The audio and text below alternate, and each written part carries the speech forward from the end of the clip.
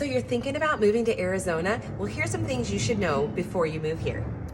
First of all, it gets up to 115 to 117. One time we broke a record and hit 122 degrees. So it's freaking hot here. So wearing stuff like this never works out in the summertime. So you got to get used to wearing sleeveless, because when we say hot, we mean hot. What do we mean by hot? So you hear the term all the time, it's a dry heat. What's a dry heat? A blow dryer on your face.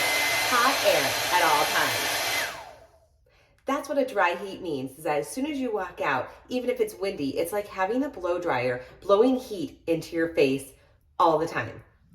What are the different seasons that we have? Well, 9 months out of the year, maybe 8 to 9 months, is amazing weather, kind of like fall and our type of winter, and that's why everyone likes to live here. But for 3 to 4 months, it really gets hot. When does it start? About May, we start getting close to the hundreds, and this goes through October. Yes, October. Typically around Halloween, it finally cools off.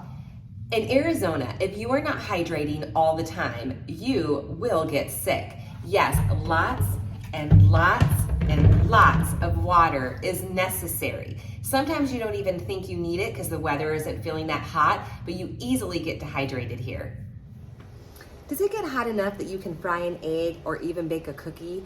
You know what, people have tested this. Depending on the area, you actually could slightly fry an egg and it takes hours, but you could bake a cookie in your car. That's how hot it can get. However, the thing to keep in mind is it's really not about how hot it is to cook food, is remembering the pets.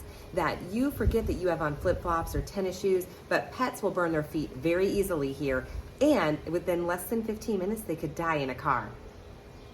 The other thing people don't realize is that we are still a growing state, so there is always traffic, always construction, always something new being developed. So you have to make sure you plan accordingly based on where you live. Another thing you should know is that if you are a tea drinker, in Arizona, most tea comes unsweet.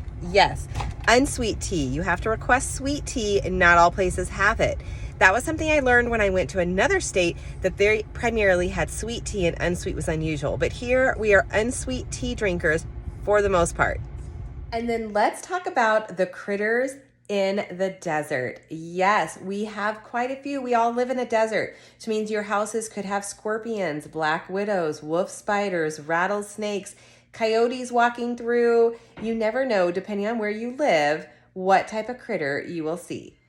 Drive times are very important when you're thinking about moving to Arizona, because where you live can determine from where you live to where you work, how long is that commute? Is it 15 minutes? Is it an hour and a half? Are you near a freeway, or do you have to drive 30 minutes through several cities before you even get to the freeway? These are all things that you want to talk about and think about and map out before you make a decision on where you want to live.